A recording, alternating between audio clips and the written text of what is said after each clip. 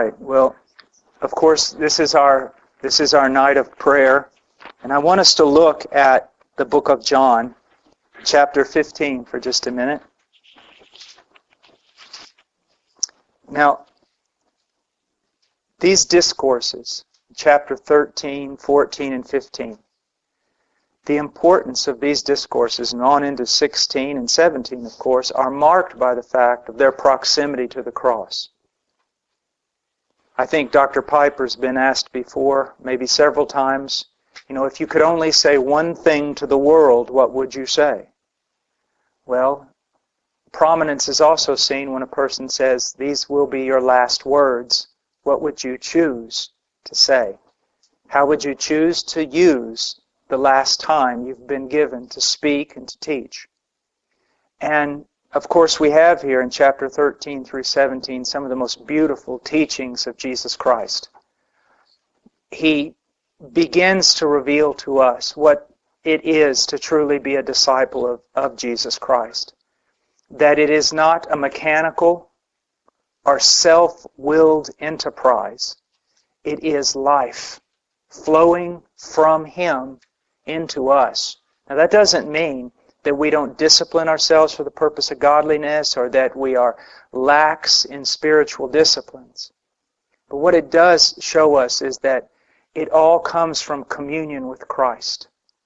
You could read the Bible, and I suppose you could memorize every chapter in the Bible, but apart from a vital, intimate relationship with Jesus Christ and a dependence that the providence of God has created in you. Now, what do I mean by that?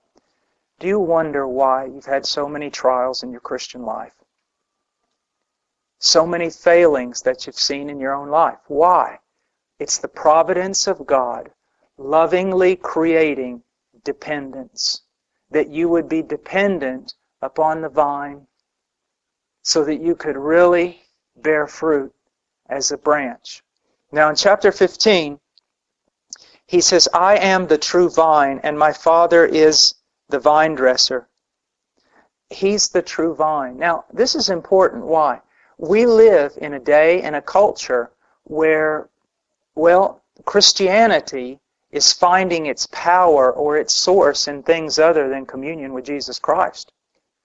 I mean, there are conferences where you can go to get all psyched up with a bunch of other people to serve the Lord. There are mechanisms and structures and systems that have been put in place to give life to the church. So there are all kinds of vines out there. They're just all false. They're all false. And they won't bear the kind of fruit that Jesus is talking about. He says, I'm the true vine, and my Father is the vine dresser. What does a vine dresser do? He not only cultivates the vine, he not only protects it and waters it, he prunes it. He prunes it. And, there are exceptional cases in Christianity where a young man rises up and becomes exceedingly fruitful. You have your Robert Murray McCheynes, you have Charles Spurgeon. But by and large, especially for young men, I would really encourage them to realize when you first start out, even if you're not called into the ministry, you're just a young boy, a young girl who loves Jesus, you want to realize that a lot of your life is not going to be fruit-bearing, but being pruned. And you should care more about investing in a Christ-like character than trying to be some fruit-producing machine. Now, the language I just used there is totally contradictory. A fruit-producing machine. Machines don't produce fruit. Vines do. Cultivate your relationship with Jesus Christ. Make that your priority. You will be fruitful. You will be. You will be fruitful. Now, he says, every branch in me that does not bear fruit, he takes away. This is judgment. One of the greatest signs of a true Christian is fruit-bearing of some sort. But he goes on, he says, every branch that bears fruit, he prunes it so that it may bear more fruit. There is no such thing as an absent God in the life of a believer. In the same way, a true believer, there's no such thing as a true believer who does not bear fruit. There is no such thing as a true believer who can walk any length of time without seeing providence in his life. God pruning, teaching, disciplining, encouraging, rebuking. As a matter of fact, I've seen some people who looked less like Christians, yet it was so obvious they were Christians because of the inescapable providence of God in their life. I mean, they were beaten from the top of their head to the bottom of their feet, but you could tell they were an individual who could not escape God. Yet there are others who seemed quite moral, and yet there was nothing of God in their life. Nothing of God in their life. Now, he says, you are already clean because of the word which I have spoken to you. And if you're a believer here tonight, you're already clean. What is that word? It's the gospel. It's the gospel that makes us clean. Now he says, abide in me and I in you, as the branch cannot bear fruit of itself unless it abides in the vine, so neither can you unless you abide in me. Now, we could sit here all night and talk about the intricacies of the word abide. There are several different opinions. That in itself ought to cause us great humility when we approach this text. I can tell you this. The teaching to be drawn from this verse is dependence, my friend. It's just dependence. A man who doesn't know much, doesn't even understand much about the Christian life, but recognizes he can do absolutely nothing apart from Jesus Christ, will be a fruit-bearing, powerful individual. What is the chief characteristic that describes the relationship between a vine and a branch? I mean, come on. It's dependence. You see a branch separated from a vine, immediately you tell your youngest son to go out in the yard and throw it in the fire. Why? It's not going to be put back. Also, you understand, it's not going to bear fruit. If it has fruit on it, you say, pluck it quickly. Why? Because it's not going to last more than a day. Why? That branch exists in absolute dependence upon the vine. Now he goes on. This metaphor is so striking. We know that if someone was walking down the street and had a branch in their hand and was trying to sell that branch, you'd say it's of absolute no use. And no matter how much he tried to convince you, you'd say he was either a swindler or out of his mind. It's an absurdity. What good is a branch going to do anybody, a disconnected branch? Well, it's equally an absurdity to live the Christian life in some sort of inner strength or self-will. Even when he says the violent take it by force, that passage is so misunderstood. It doesn't mean that these strong-willed Christian men who are truly, manly men look at the kingdom and just bust through and take it by force. That's not what it means at all. I'll tell you what it means. You grown men in here, 3 of you, fully grown. You could all jump on me and take me down to the ground and incapacitate me. One of you could. There's nothing strong about me at all. My body is broken. I mean, one of you could take me to the ground. But there is a scenario I can put before you in which I would be dangerous to all 3 of you men if you jumped on me at the same time. And that is this. If I was drowning. You all have been told that if you see a drowning man, you don't run out there to try to save him. Swim near him, get a branch or something, a stick, throw an inner tube, but don't go out there where he can grab you. Why? He can take 3 strong men down to the bottom with him. Why? The terror, the fear, the adrenaline. And that's what it means the violent take it by force. It's a man who realizes he's so weak, he can do nothing apart from Jesus Christ, and he holds on like a tick, like a shadow. That's what it means. I love that, because if it meant the other thing, I wouldn't be able to do any of that, because I'm not one of those strong individuals. And that's how the weak, do you see this? That's how the weak become strong. That's the whole principle. The weak are strong because they're literally just fiercely holding on to Christ, not because they're self-willed, but because they know apart from Him they have nothing. And in that they become strong. Now, I've heard story after story from missionaries tell me that the first sermon they ever preached in the language of the people, when they were terrified, they felt it was their most powerful sermon. Many of them. Why? Clinging. Just utterly clinging.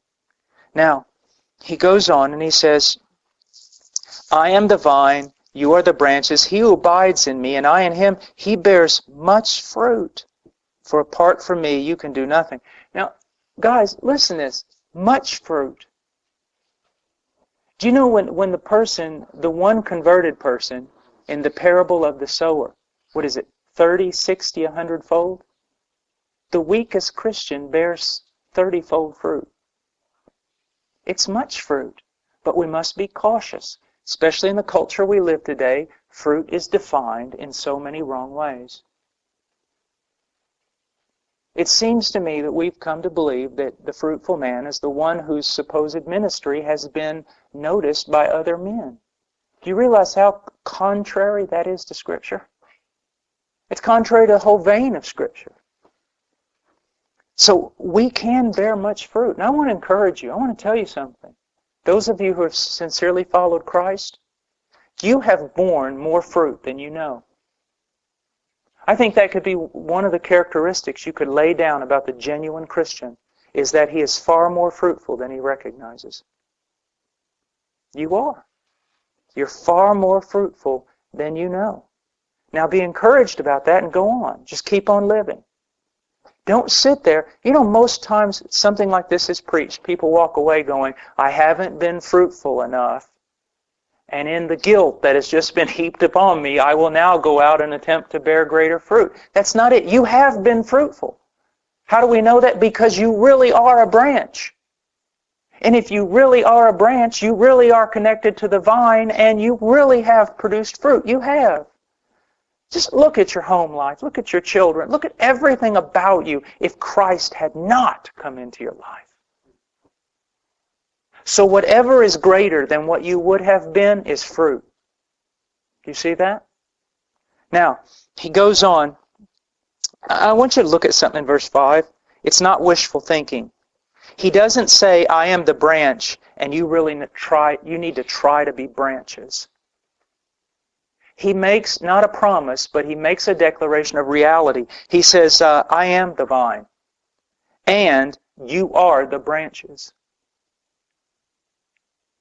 You know, everyone kind of thinks, what must I do to bear fruit?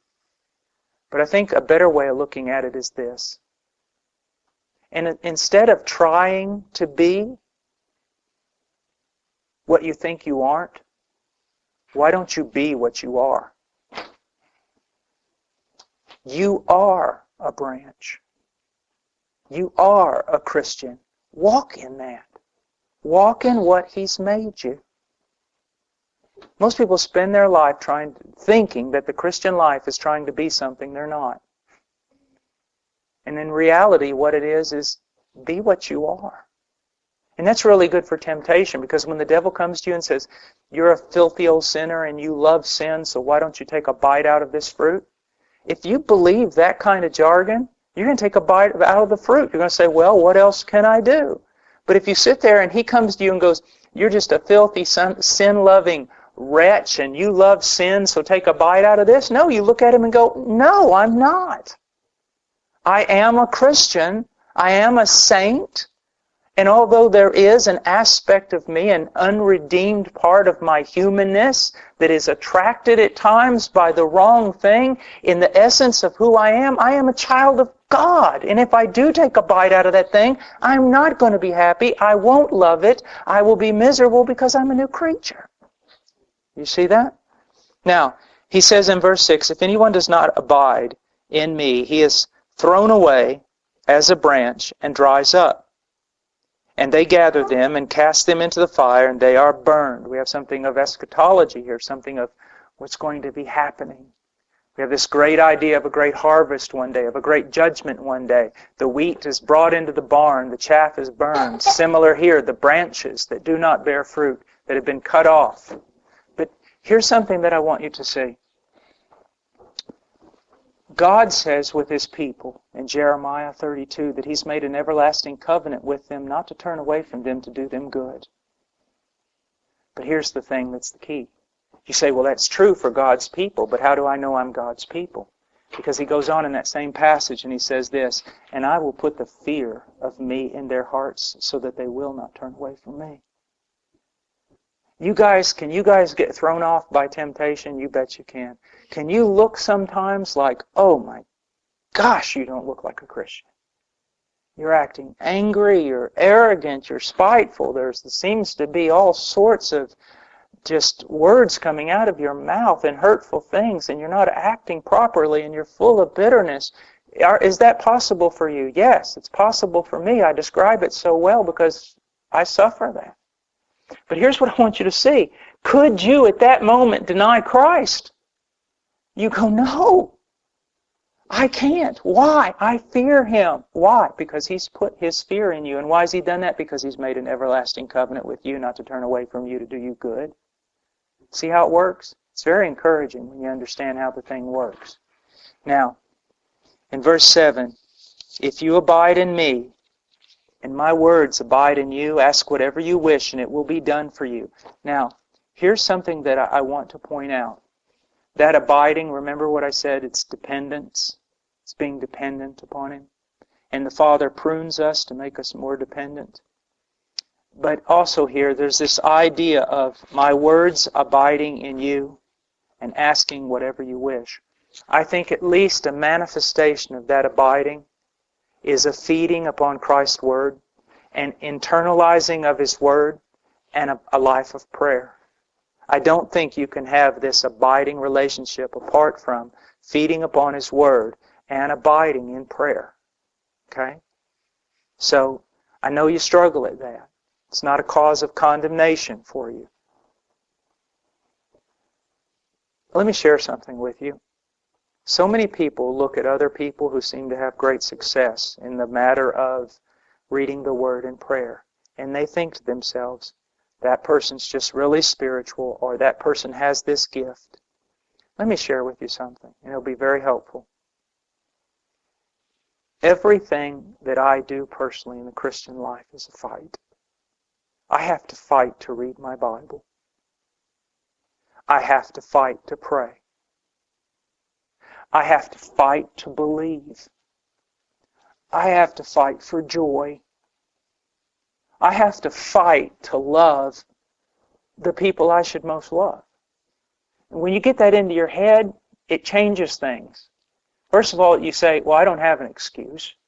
It's hard for me, and I don't do it, but it's hard for him or it's hard for her, and she does do it. So the only difference between us is not so much gifting as it is fighting. And where does that fighting come from? Is it that strong-willed person who fights? No, it's the desperate person who fights, you see? Why do you fight so? To hang on so? Because I have no other place to go. I have no other hope. Nothing is going to be any good unless I fight for this. Now, another thing that I want to point out is, look in verse 8. My Father is glorified by this, that you bear much fruit, and so prove to be my disciples. Now, verse 16, you did not choose me, but I chose you and appointed you that you would go and bear fruit, and that your fruit would remain, so that whatever you ask of me in my name, He may give it to you. Now, do you notice something that verses 7 and 8 and verse 16 have in common? Verses 7 and 8 end in the discussion of bearing much fruit. Verse 16 begins with the subject of you were appointed to bear much fruit. Verse 8 begins with prayer. Verse 7 begins with ask whatever you wish, prayer. Verse 16 ends in whatever you ask of my Father in my name, He will give it to you. Prayer. Fruitfulness. And I think this, if you miss this point, you've missed the upper room. He says in verse 16, look, in my providence, I've chosen you to bear fruit. In my power, the first part of 15, listen to me, in my power, you are a branch. I'm going to transform you. You are a branch. You are intimately connected to me. We are one. But you can't rest on, He has made me a branch. And in His sovereignty, He's appointed that I bear fruit. Look at the way He said you're going to bear fruit. In both cases, it was directly linked to asking in His name. And what He's telling these disciples is this: look, I'm leaving. I've appointed you to bear fruit. And He even tells them you'll do greater works than I've done. I've appointed you to bear fruit. And what He's telling them is, this is the way you do it. Ask anything in my name and I'll do it. Ask it and I'll do it. Ask it and I'll do it. So the key to the fruitful life is asking the Father. Now, here's something. This is what puts prosperity teaching totally buried in the ground. And I wish I had thought this up or could say the Lord gave this to me, but I heard another person share this. And we all know about, blessed is the man. Psalms chapter 1. He will be like a tree firmly planted, by rivers of water. Bring forth fruit in its seasons. Leaf will not wither. All of that. We know that. Here's the thing that you've got to see. Trees are not, they don't eat themselves. They're not self-mutilating or self-consuming. Trees do not bear fruit for themselves. Trees bear fruit for animals, for people. They don't bear fruit for themselves. Except that it fall to the ground and another tree be birthed from it to bear more fruit for someone else. Now, here's what I want you to see. When you get up in the morning, you should be crying out, God, I want to bear fruit. I am asking to bear fruit. I'm asking to bear fruit in my marriage. I'm asking to bear fruit in my children. I'm asking to bear fruit in the ministry you've given me. I'm asking to bear fruit in this, and this, and this. I want to be fruitful because you're glorified in that fruit. Now, if He's really going to be glorified in that fruit, some things have to happen. First of all, the fruit isn't for you. And secondly, it's not for your glory. Those are two things that can make a very fruitful person barren if they get it wrong. The fruit's not for you.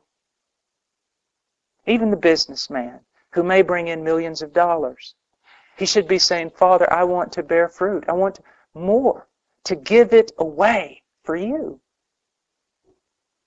And those of us in the ministry, freely it has been given to you. Freely give. You see. And I can't tell you enough. Charles Leiter and I were talking one time in Romania, and he kept pressing this upon me. He said, Paul, the last thing that Jesus had to say, and look at how much He's speaking about prayer. It's almost as though He's trying to convince them of something that He knows that's just too big for them to believe. You ask. Look what He says. My Father, He says, ask whatever you wish. Now here's the key. I wish to bear fruit for my own glory, for my own benefit. No, I wish to bear fruit. Whatever I wish is in the context of that the Father might be glorified and that people might have an advantage here. That it might be others' gain. I'll tell you that a person who cries out to God in Jesus' name, asking to bear fruit for God's glory and for the benefit of others, will not be fruitless. Will not be fruitless. We work so much and we ask so little. We work so much and ask so little. All right then. Seeing that, let's go to the Lord in prayer. Just real quick, we have just go through because we've got some new people here. We have a few rules about prayer. We do not share prayer requests. The idea here is this: we pray prayer requests, and others will hear you praying that prayer request. If we share prayer requests, we'll be here for 30 minutes, and it'll look like a town meeting as everyone starts talking about all the newest gossip and news that they'll be able to share. Another thing is this: please do not bring to this prayer meeting a prayer request that has not burdened you enough to pray for it. So pray, and do not be afraid to pray for yourself. To pray for yourself. I'm going to go ahead and shut this off. There we go.